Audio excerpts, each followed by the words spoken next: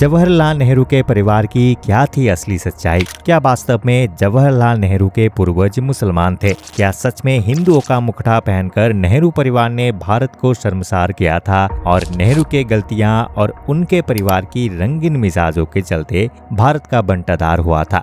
क्या सच में अपनी अय्याशी में नेहरू और उनका परिवार धर्म और नाम के साथ खिलवाड़ करते रहते थे और नेहरू ने ब्रिटिश गवर्नर की बेटी एडविना के अलावा अपने कई नाजायज ताल्लुकात के चलते भारत की नींव खोखली कर दी थी? आखिर क्या थी सच्चाई जवाहरलाल नेहरू और उनके परिवार की, और क्यों आज उन्हें इतना क्रिटिसाइज किया जाता है? क्यों जवाहरलाल नेहरू को भारत की इस फटेहाल की जिम्मेदारी माना जाता है? सब कुछ बताएंगे आज के इस वीडियो में, तो ये वीडियो बिना स्किप किए पूरा जरूर देखिएगा। नमस्कार दोस्तों, स्वागत है आपका अपने चैनल IQ मशीन पर और मैं हूं आपका दोस्त विश्वनाथ। तो दोस्तों, भारत की आज़ादी के लिए आराम हराम है, ये नारा लगाने वाले जवाहरलाल नेहरू के जन्म की बात की जाए तो उनका जन्म ही कंट्रोवर्सी से भरा हुआ है। बताया जाता है कि जवाहरलाल नेहरू असल में पैदाइशी हिंदू थे ही नहीं, इनका जन्म तो मुसलमान परिवार में हुआ था और तो ये इलाहाबाद के रेड लाइट एरिया में पैदा हुए और इनकी परवरिश तक वही हुई। इसके अलावा जवाहरलाल नेहरू केवल नाम के ही पंडित थे, वास्तव में ये सुन्नी मुसलमान परिवार से संबंध रखते थे। खुद जवाहरलाल नेहरू के बहन कृष्णा हुते सिंह ने बताया कि उनके दादा मुगलों के दरबार के कोतवाली करते थे और इस बात को झुटलाया नहीं जा सकता क्योंकि खुद रॉबर्ट हर्डी एड्रिंस ने अपनी किताब ए लैंप ऑफ इंडिया में बताया है कि मुगलों के राज में हिंदुओं को कोतवाल की दर्जा नहीं दी जाती थी। वास्तव में गंगाधर कहे जाने वाले नेहरू के दादा का नाम गयासुद्दीन गाजी था, क्योंकि मुगलों के दरबार में गंगाधर नाम का कोई इंसान कभी था ही नहीं, लेकिन बाद में उन्होंने अपना नाम बदलकर गंगाधर नेहरू रख दिया था।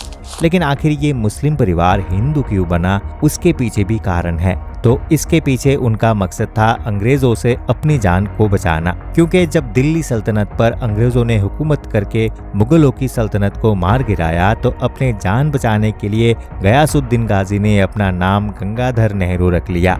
वही जवाहरलाल नेहरू की जिंदगी में कई और राज भी थे, जैसे कि वो काफी रंगीन मिजाज के हुआ करते थे।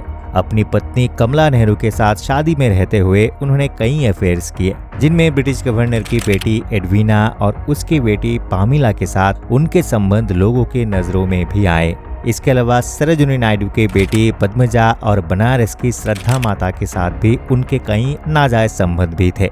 खुद जेनेट मॉर्गन की लिखी माउंटबेटन की biography Edwina mountain A life of her own में मिले जवाहरलाल नेहरू के रंगीन मिजाजों के कई सबूत मिले।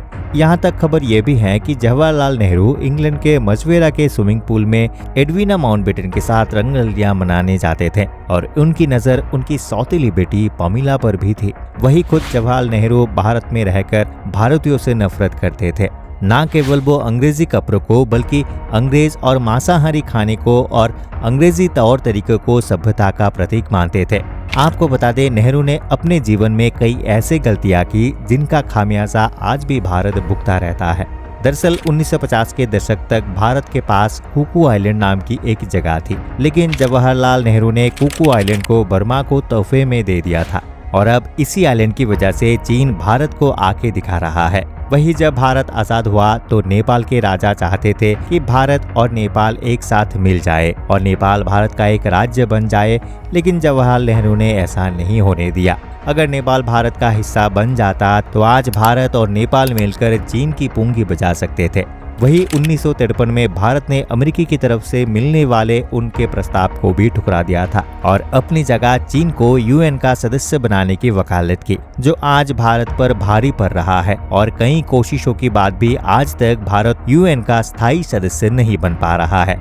और तो और 1953 में जवाहरलाल नेहरू ने चीन के साथ पंचशील समझौता किया, जिसके चलते तिब्बत को चीन का हिस्सा मान लिया गया था।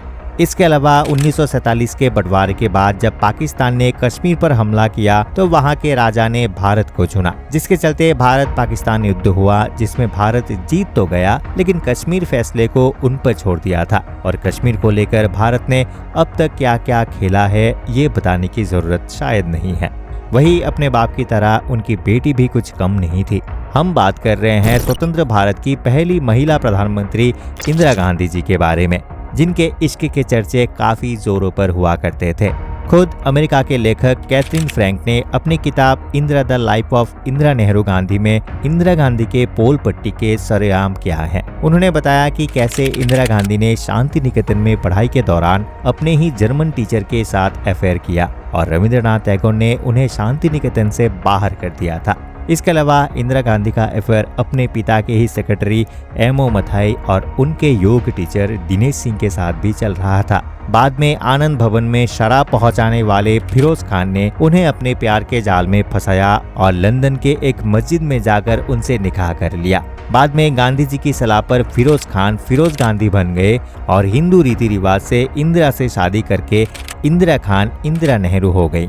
लेकिन उनकी शादी ज्यादा टाइम तक नहीं चली और राजीव गांधी के जन्म के बाद ये दोनों अलग हो गए। बाद में जब फिरोज खान इंदिरा गांधी को ब्लैकमेल करके उनसे पैसे मांगते थे और नेहरू के राजनीति में दखलंदाजी देते थे, तो न केवल फिरोज खान का त्रिमूर्ति भवन में आना जाना बंद कराया बल्कि उनका कत्ल भी करा दिया गया। इसका जिक्र एमओ मथाई ने रेमिनेंस ऑफ नेहरू एज में किया है।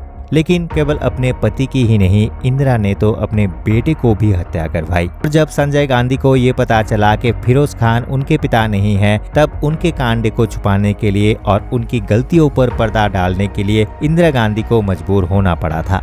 इसका सबसे बड़ा एग्जाम्पल उनकी मेनका गांधी से शादी करना है। इसके बारे में मोहम्मद यूनिस ने अपनी किताब पर्सन्स, पेशेंस एंड पॉलिटिक्स में लिखा है कि मेनका गांधी के पिता कर्नल तुलाचरण सिंह आनंद ने संजय गांधी को जान से मारने की धमकी दी थी, क्योंकि उनके अफेयर के चलते मेनका गांधी शादी से पहले मां बनने वाली थी और इस दबाव में संजय गांधी को मस्जिद में जाकर मेनका गांधी के साथ निकाह करना पड़ा। लेकिन संजय गांधी की बार बार धमकियों से परेशान होकर इंदिरा गांधी ने प्लेन क्रैश करवाकर उनको भी मरवा दिया और बीच में ही अपने बेटे की मौत की इन्वेस्टिगेशन को भी रोक दिया ताकि खुद के गुनाह पर पर्दा डाला जा सके। साथ ही उनके बड़े बेटे राजीव गांधी का जीवन भी कंट्रोवर्सी भरा हुआ था, क्योंकि राजीव गांधी का अफेयर भी सोनिया से चल रहा था और इसलिए उन्होंने अपना नाम और धर्म बदलकर सोनिया गांधी के साथ चर्च में शादी कर ली। लेकिन बाद में इंदिरा गांधी ने इनके और इनके बच्चे के नाम को भी बदलवा दिए थे। राहुल गांधी का नाम पहले रोल हुआ करता था और प्रियंका गांधी का नाम पहले पियानो हुआ करता था, जो अब राहुल और प्रियंका है। लेकिन दोस्तों, जो भी हो, गांधी परिवार को जितना दूध का दूल्हा दिखाया जाता है वो वास्तव में इतना दूध का दूल्हा नहीं है।